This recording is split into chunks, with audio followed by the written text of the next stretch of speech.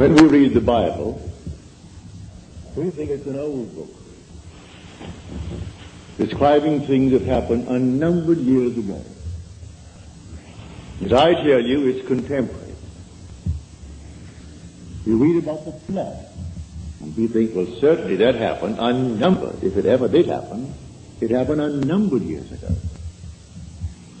Well, this morning, as is my custom, I turned on the channel KFAC, that is a radio station. It plays through the day and night, 24 hours a day. Only lovely classical music, so you can read to that music. Only a few interruptions. On the hour, you get a 5-minute bulletin and weather report. But between 9 and 10, it's always a lovely piano recital, as it were.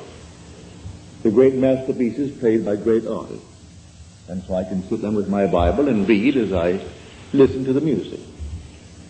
And the one interruption that came today was an ad from the Herald Examiner. And they were advertising this paper as the one paper in our city that gives the facts, only facts, not embellished. No frills, just plain facts, all facts. That's why we should buy that paper, because it's simply filled with facts. Well, facts have overflowed the world like the flood. Man actually is drowned with facts, victimized by facts. It is in the imagination that everything lives, and not in its actuality, not in the fact. Unless imagination penetrates the fact, the deluge remains a deluge. We are now in the deluge. This is the flood. A man is in jail, that's a fact. And he knows he's there for X number of years, that's a fact. And he simply waits and hopes that in some strange way that he will get some early release from this confinement. He never uses his imagination, save in some violent way to get out, but to penetrate the fact. When in March of 1943, by using my imagination to penetrate the fact that I too was in prison in the army, but I didn't want any part of it. And so I simply penetrated the fact and saw myself in New York City in my own apartment with my family. And in 9 days, I was out honorably discharged in my apartment in New York City. So I wrote a friend of mine who was in the army. He was my age. He was a Freudian, a professional psychoanalyst.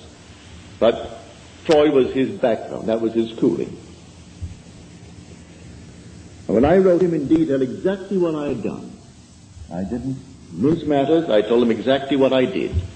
How as I simply physically slept on my little bed in the barracks, I imagined I was simply elsewhere, and the elsewhere was a definite spot in space, in New York City, in my apartment. And what I did, I could feel the bed, I could feel the things in my house. I went about feeling all the familiar objects in my apartment, and I gave them all the tones of reality and all sensory vividness to the best of my ability. And I touched everything, and it felt real. Then I went back to sleep, and then I told them exactly what happened to me that morning. And then 9 days later, I was honorably discharged by the same man that had disallowed my application. He didn't answer my letter. Because in New York City, he used to come to my meetings as a friend, because he was so convinced that the Freudian concept was true. But he said, I come to your meetings for this reason, Neville. We knew each other well. He'd come home for dinner, I'd go to his place for dinner, but he said, I come to your meetings because you turn my daily bread into the substance of fairy. I sort of like that, he said. But when I listen to you, I hold the chair. And I put my feet right firmly on the ground to feel the reality and the profundity of things. You aren't going to take me away with you. You're going to leave me right here where things are solidly real, so I feel the place under my foot, and I feel the thing next to my hand, and I hold on tightly as you weave your story concerning moving off in one's imagination.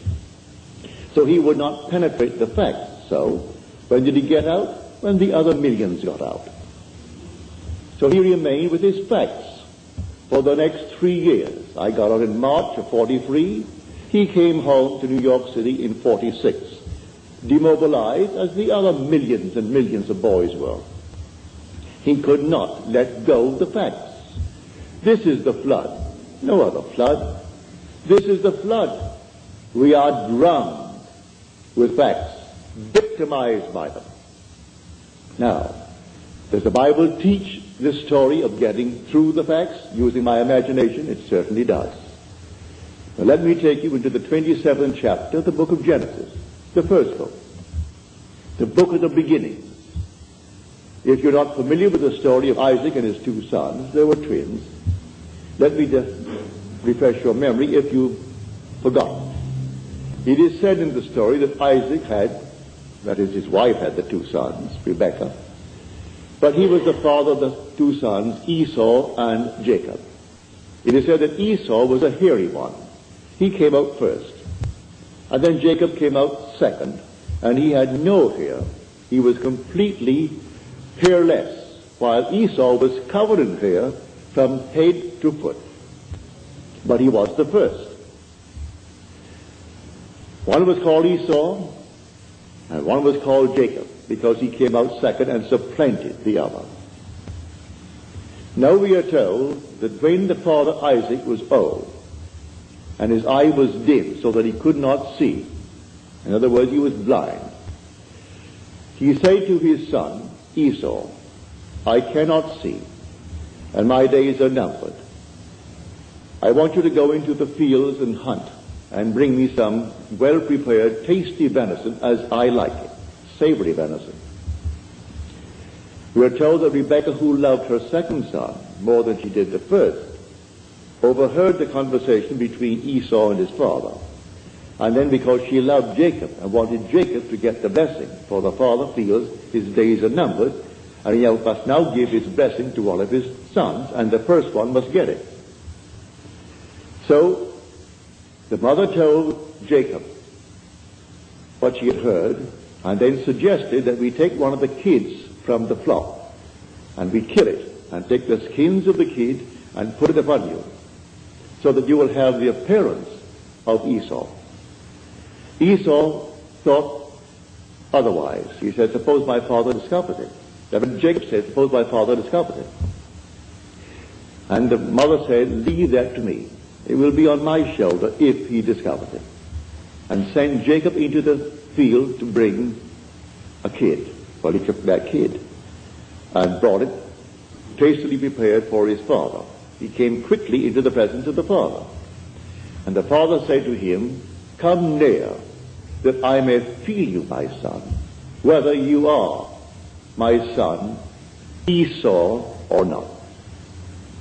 So Jacob came near to Isaac his father, who felt him. And then Isaac said to Jacob, the voice is Jacob's voice, but the hands are the hands of Esau. And then he blessed him. He gave him his blessing. He had no sooner left the presence of his father when Esau comes in now with savory venison. And the father said, well, who was it that came? For I have already eaten. Who came? And then he discovered it was his son Jacob who came with guile and betrayed him. But said the father, I have given him your blessing and I cannot retract it. And blessed he is. All will serve him. Everyone will serve him. Because I gave you the blessing and I cannot take it back. Now on the surface, you will say, now what is the story trying to tell us? Well, in this same book, in an earlier passage, we are told about the ark. build the ark with 3 decks, the lower, the second, and the third deck. Well, you think it's a huge, big building.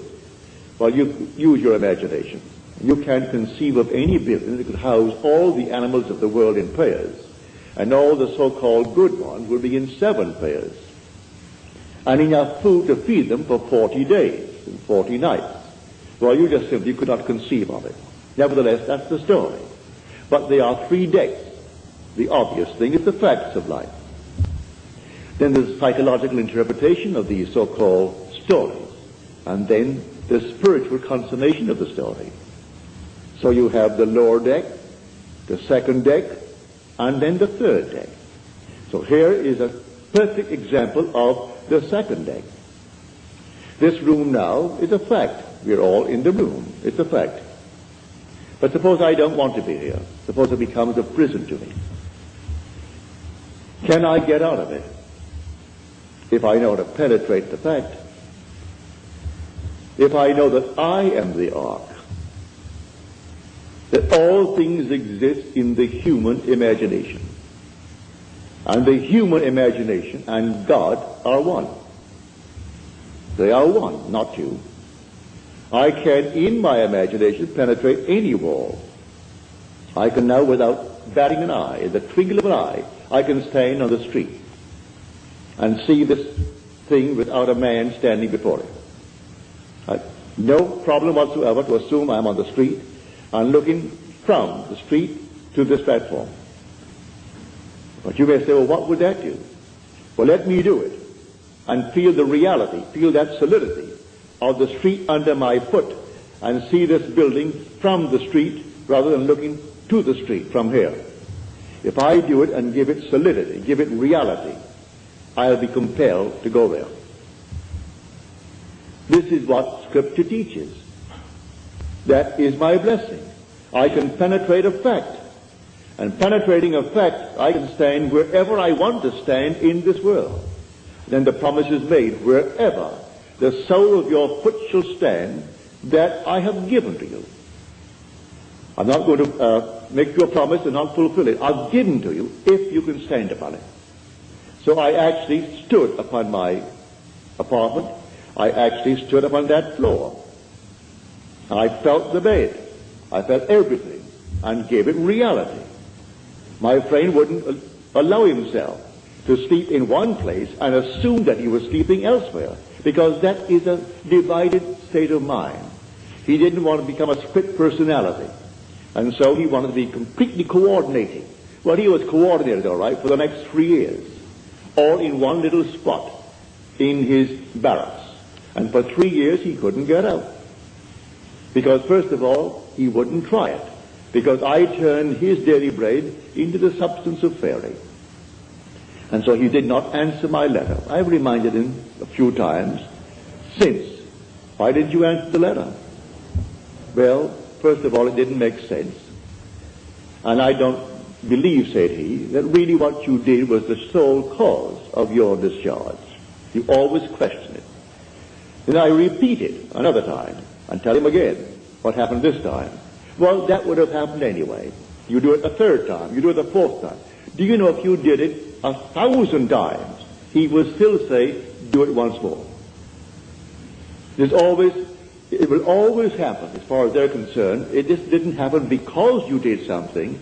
These things would have happened anyway. So why do you analyze people then? Then let things happen.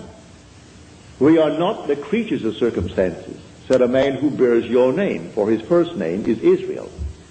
And Disraeli's name is simply of Israel, Benjamin Disraeli. And he said, man is not the creature of circumstances. Circumstances are the creatures of men. He knew how to create things, all in his imagination. So I said, you bear the name of Israel, but you don't apply the story of Israel. If you only apply it, because these things are taught us in Scripture. Scripture is not secular history. This is contemporary. It didn't happen thousands of years ago. The flood is on. And this is the flood. The whole vast world is inundated with facts, like this prominent paper. It's the evening paper, the Examiner. And they're proud of the fact they only print facts. They don't embellish it. No frills, only the facts, therefore buy the facts. Well, I can buy the facts, and they go all over the world to find frightening facts. I'm not denying that he didn't kill her. I'm not denying that he did not receive a sentence of X number of years. But when people ask anything of me, I'm not concerned about why it happened. What do you want? And I will simply apply my imagination lovingly on behalf of that request. I don't care what brought you to that state. I am here to simply get you out of the state. What do you want? All through the Bible, what do you want? He didn't condemn anyone. The woman taken in adultery, he didn't condemn. So what do you want? Go and sin no more. He didn't call the act of adultery a sin.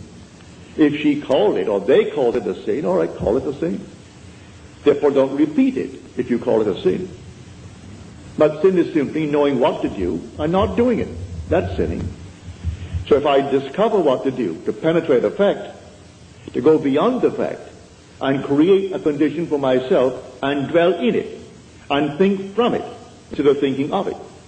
For the great fallacy of the world is perpetual construction, deferred occupancy. Create and create in my mind's eye all kinds of lovely things I would like to realize, but I never occupy them. I do not penetrate the state and go right into it and give it cubic reality. But I know, and you know, and it's not difficult to understand why. The sense of touch is something we believe in more profoundly than we do in, say, the sense of sight, or the sense of hearing, or the sense of smell. I stumbled upon this one day in a dream. In my dream, I came upon this huge big pillar, a pile driven into the ocean. And the bridge that it formerly supported was gone now. Only the piles remained. And I knew I was dreaming. And I figured to myself, if I held that pile and I could touch it, and if it seemed to me solidly real, what I'm going to do, I'm going to hold on to that pile.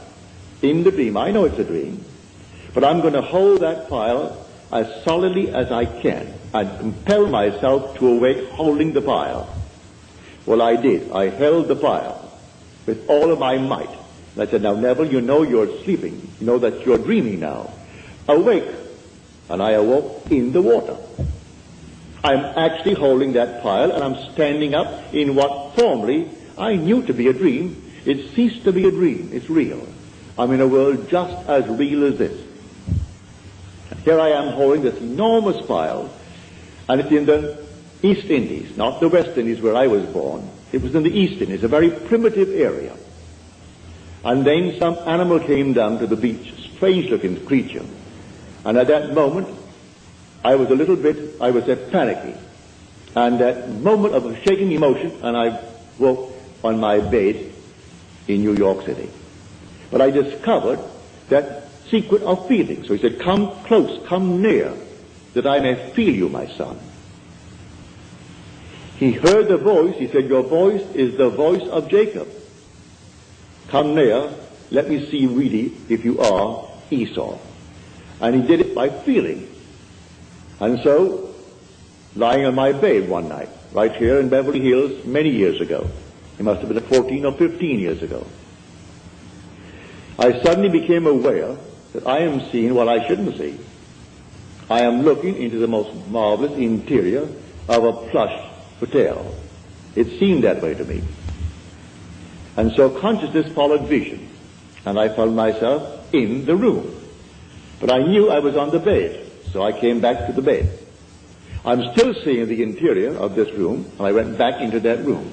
I came back again. I must have done it 12 or 20 times. It was fun, going into the room, and the room was just like this, real. Then I came back to the bed.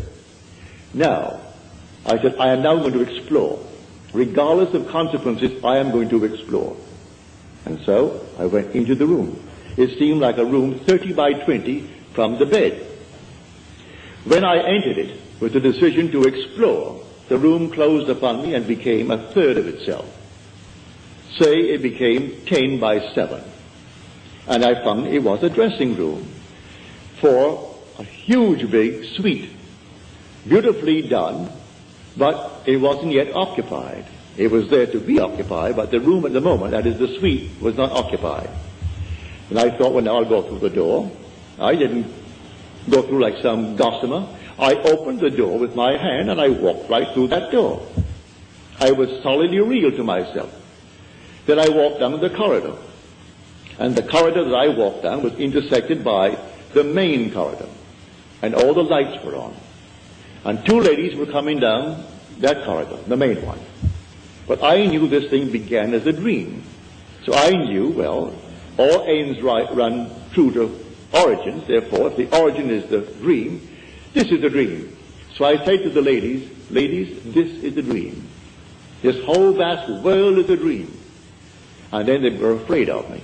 Who wouldn't be afraid of a man that suddenly appears on a place in your, I would say, walking, and tells you this whole vast world is a dream? You would think he's nuts, he's insane. And so they thought I was insane, and they got just as far as they could from me, and walked right next to the wall, duck style, one behind the other, and looking at me very suspiciously. Then I saw this object hanging from space, and it reminded me of a similar object I had seen in a friend's home in North Hollywood. So I say to them, look, see this? And I held it, and to my surprise, it isn't gossamer. This is not an after image. This is not a memory image. This is real. The thing is solid. Well, I held it, and by this time they were way down. They took one great look as they looked back at me, and then darted into the main room. And here I am standing alone, holding on to this thing. I said to myself, Neville, you know this is a dream. The origin is a dream. The end is a dream. Come on, wake up. I closed my eyes to the obvious, and I held this thing here, and I couldn't. I opened my eyes again. I'm still standing there. But how am I going to get back to my room in Beverly Hills? I didn't know what. There was no place I could go to take me back there. But I remembered, feeling is the secret.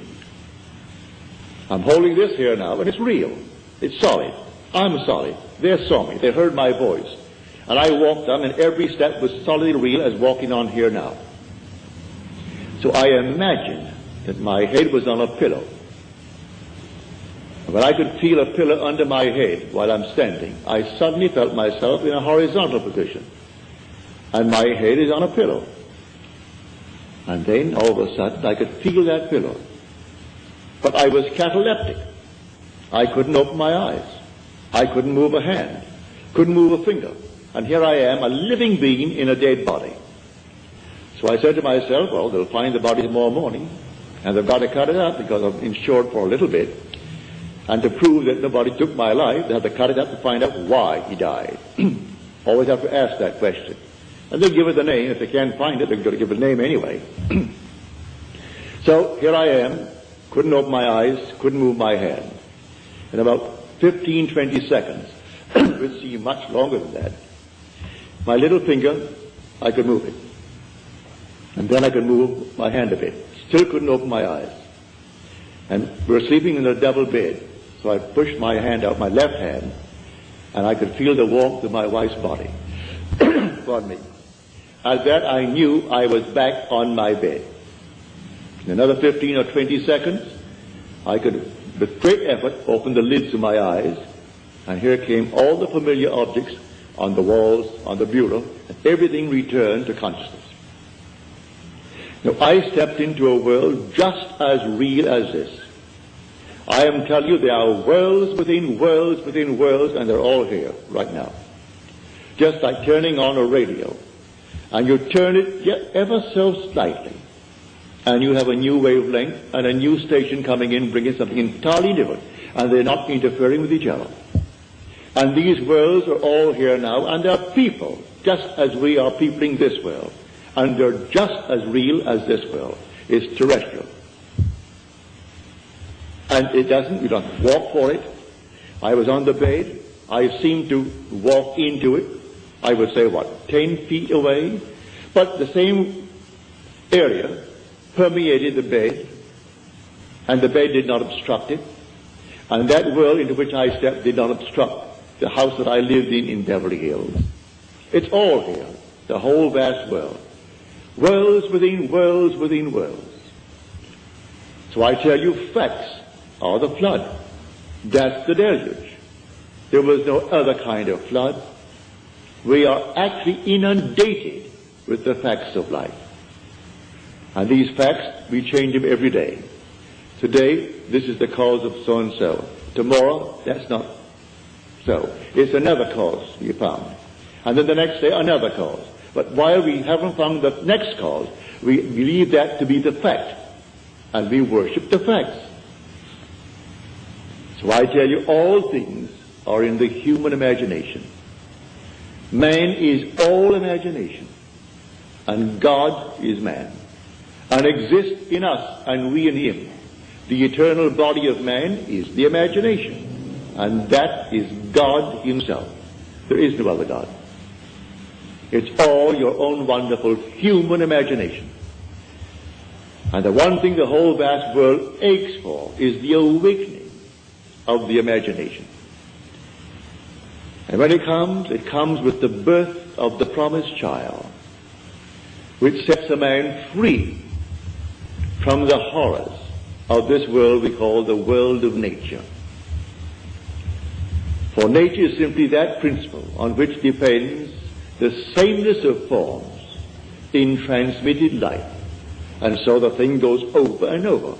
Haven't you observed a year that at a certain time of the year money is tight?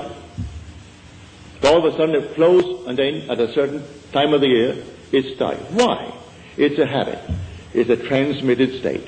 You fix that fact in your mind's eye, and if you got $50,000 today, and say it's the month of December when it's always tight, you're going to loan the money out or give it away before December comes by. So when it comes by, you're going to be tight again. It's a peculiar, I would say, slavery, this thing called nature, in the sameness of forms in transmitted life. Now, you can penetrate the fact and break it. And that's what we're here to teach.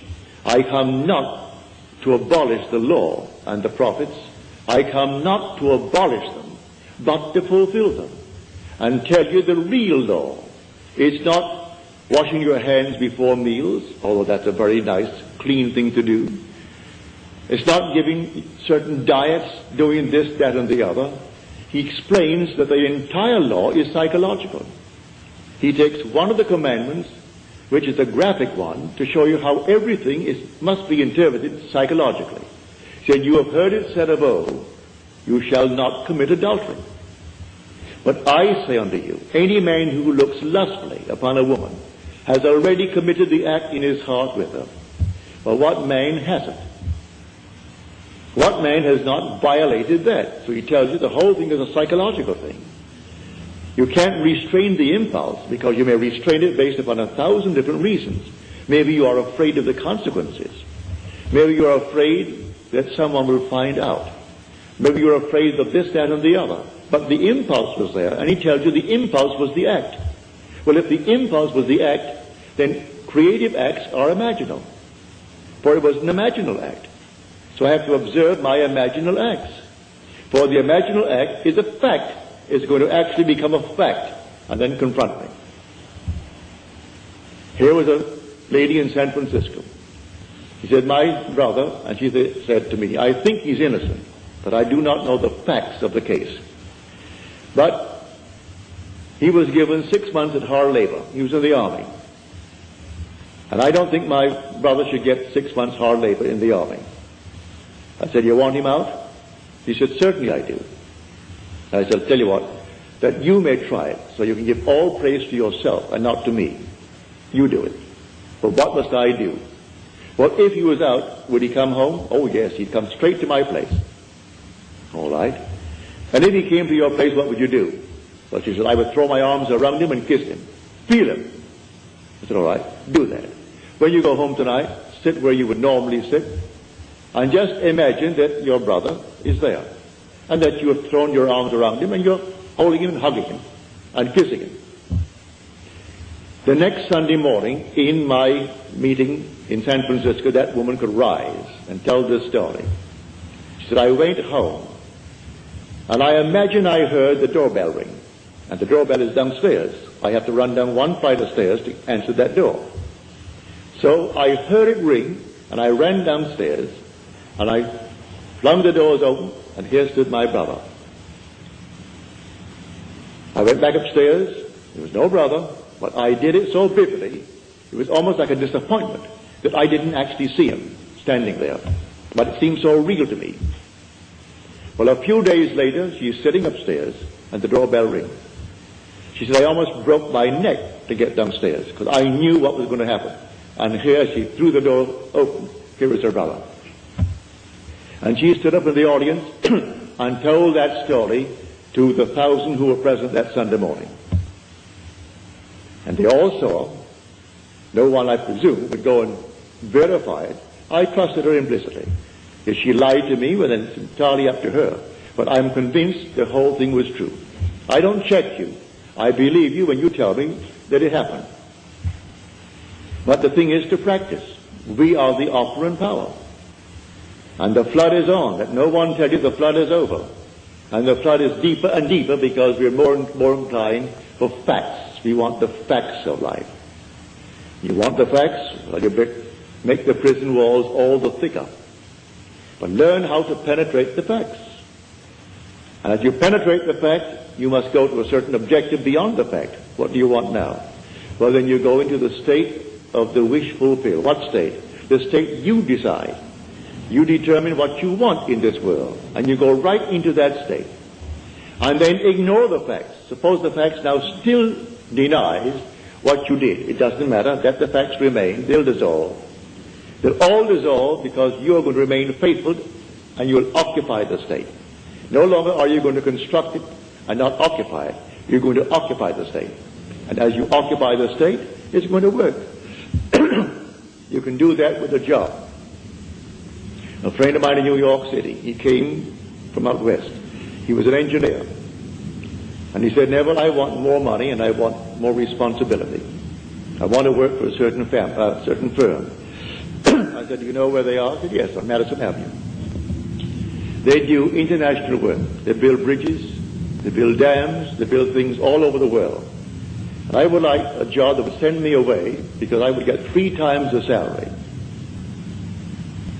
I said, well, I'll go to the place and see where you would sit if you got the job there.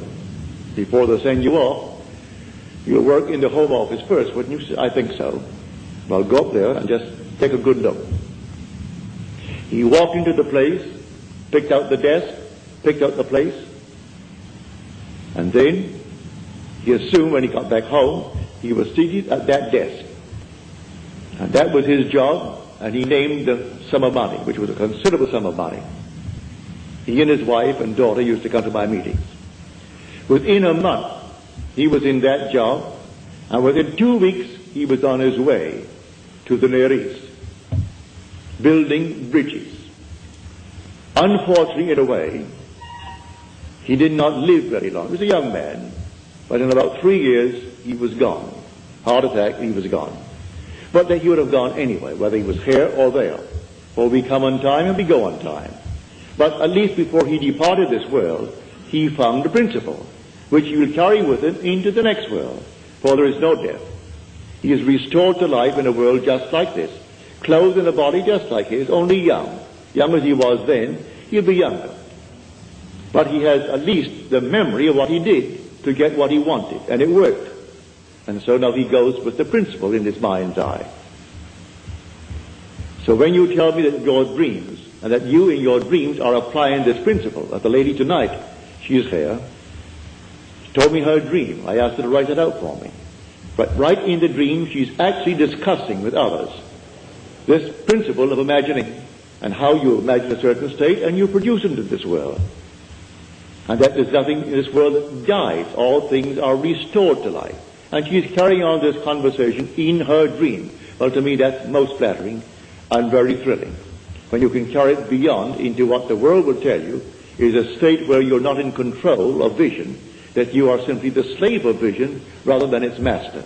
You don't direct it, you simply follow it. Well, she didn't follow it, she directed vision. And when you get to the point that you can direct in what they call a state called dream, where you are not supposed to be in control, you're simply the victim of your vision. But she's not the victim of her vision, she actually controlled the vision. And so the day will come, it's inevitable. We all take off the garment. But I tell you that you're going to find yourself completely restored, instantly. Not waiting for anything, instantly restored. In a terrestrial world, with problems that you have here, but you'll know how to solve them. You will solve the problems because you know the principle. So the flood is on. The whole Bible from beginning to end is contemporary. Jesus is not something that died. He is something that lives within man. He is dwelling in man. God himself came and comes into human history in the person of Jesus, in you, in me, in everyone in the world. And the day will come, you'll know it. And you are the Lord Jesus. But asleep to what you are. The day will come, you'll be completely awake to the fact that you are the Father. And then you'll know. I've been asked, why do you express it all the time? It's important, it's so important about the Father. It's the most important part of Scripture. The most important part of Scripture. Well, I can have all the power in the world and yet not know I'm God. I can have a sense of awareness where there is not a thing in the world but myself and yet not feel that I am God. But when the Father comes, and I know that I am the Father of that one and only Son of His, then I know I'm God. There's no other way to know it. If I had power that I could destroy the universe, I still wouldn't know I'm God. And if I was completely aware, as I was in 1926, when I, reading a book, it fell upon my chest. It must have been not more than 10 o'clock. I woke next morning, it's 9. And I had not turned from left to right in the entire interval, because the book was still on my chest and the light was still on my bed.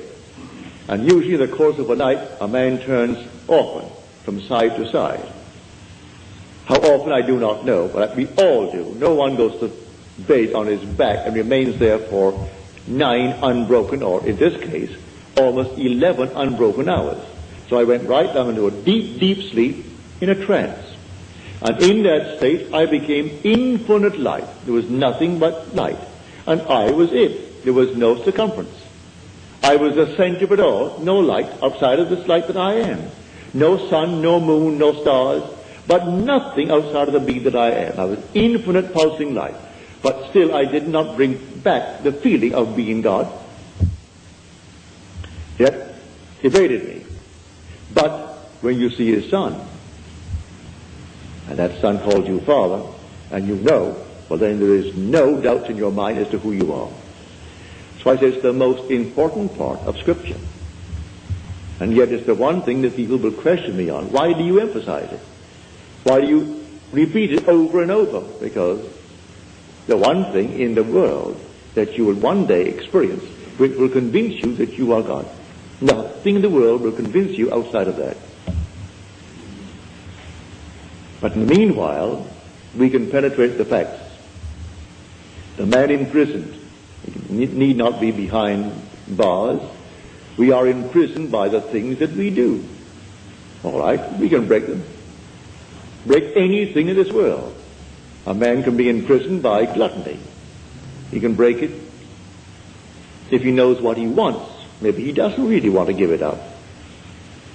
If he wants to give it up, let him create within his mind's eye a scene, a simple scene that if he had given it up, a friend or some relative would know. And he doesn't brag about it. They simply know. And it's a normal discussion that he has no longing for it anymore. He has no desire for it. Didn't take any drugs for it. Didn't do anything to beat it. It just simply, it wasn't there. Like certain taste that we have in this world, all of a sudden, you've had it, you've saturated yourself with it, and you don't want it anymore. All things are acquired. Today I like, for instance, a thing called an oyster. Love them, especially those lovely Eastern oysters. But the first time I had an oyster, I thought I'd die. I was a small boy, well, I must have been about 9 or 10. And I went down to It was then called the Virgin Islands, owned by Denmark. They're now our islands, St. Thomas, St. John, and St. Croix. And my mother said to me, now Neville, you know you're going to a strange place and they speak Danska. You don't understand the language, but you'll get by. But you're going to a boarding house, and there'll be maybe 20 or 25 boarding. You'll all sit at one big table together. Now you're a boy, and you do not know their habits, so watch what the lady does. And whatever she does, you do it. And I sat down at the table, and then here was this plate of oysters. I'd never seen an oyster in my life before. And then all the little things before it. But I saw this lady take a little fork from the side, so I picked up my fork. And then she took little horseradish, she took something else, then she took a little Tabasco, did all these things to it. Then she stuck it into this oyster and dipped it into all that she had done. She closed her eyes and she ate as though you had honey in your mouth. I expected the same thing, so I did the same thing. And when I got that thing in my mouth, Lord, it wouldn't go down. I couldn't bring it up. I'm not supposed to bring it up. Mother told me that. And so it stopped. But the funny part about it, I not only had that one, I looked up to find there were 5 others. And they had to go down. Well, that was my introduction to oysters. But now today, I love them. I acquired the taste of oysters. The first time I had a drink, well, I can't tell anyone that it was something like honey to me. But I acquired the taste, and today I thoroughly enjoy a drink. I try not to go beyond a certain point, because I want to keep my faculty alive. But I enjoy a drink. I have tried and tried and tried to acquire a taste for smoking, and I can't. Therefore, I gave that up when I tried it for about 6 months. I couldn't do it. I was then only 21 or 22, and I couldn't seem to enjoy a cigarette or a cigar or anything. It made me sick. So I gave it up. Never acquired it. But all the other things we have acquired. We don't come into the world with these tastes. You acquire these tastes. You can acquire the taste of living in comfort. You can acquire the taste of living as a gentleman, as a lady. Acquire the taste. You want to actually live like a lady, live like a gentleman, with no pressure to pay the rent, no pressure to do these things. All right. Assume that you are that lady, you are that gentleman. Penetrate the facts. The facts tell you that you're not. You don't have it. Penetrate the facts and live in the state as though you had it. And may I tell you from experience, you'll have it. You will actually have it. Don't ask me how. The ways and means are contained within the state that you enter. So you enter a state, and it contains all that is necessary to externalize that state. So pick out your state, a lovely state, and go right into that state and dwell in it. I call that occupying the state and thinking from it instead of thinking of it. Just as you now think from your present state with all the facts around you to anchor you into it, get into another state, all in your imagination, and the facts will appear to anchor you into that state. And the day you tire of it, you can get out of it and go into another state. You know, when you move into a new home or move into a new city, you have to actually adjust yourself to it. Well, you are the pilgrim passing through unnumbered states. The states remain, but you, the pilgrim, pass through them. Like a traveler passing through a city. The city remains, but you, the traveler, pass through it. So you go right into another city. You don't rub out the state. Poverty remains a state, where a man who was once poor moves out of it. So he moves out of poverty into the state of affluence. But he doesn't destroy the state of poverty. Anyone can fall into it. So Blake said, I do not consider the just or the unjust to be in a supreme state, but only to be in these states of sleep, which the soul may fall into in its deadly dreams of good and evil. So it toys with this state, and it finds itself enamored with the state, and it falls into it. He's not supreme because he's wealthy, and the other one is not ignored because he's poor. It's a state. Don't condemn the occupant of the state. The state is the thing, but the occupant is God. For the occupant in a state called poverty, he's saying, I am, before there's a poor. He doesn't say I am poor, meaning he's different. as far as I am goes, from the one who says I am rich, the same I amness that occupies the state of poverty is occupying the state of wealth. And so you can go into any state, and being in the state is God. And you wear these states as you wear clothes. But you must be consistent and actually believe it. First of all, as you're told in that 6th chapter of John, we believed and have come to know that thou art the Holy One of God. First, faith that ventures on a possibility. And then something more sure than faith, something steadier than faith, personal experience. You venture. That's faith. I will actually believe you now.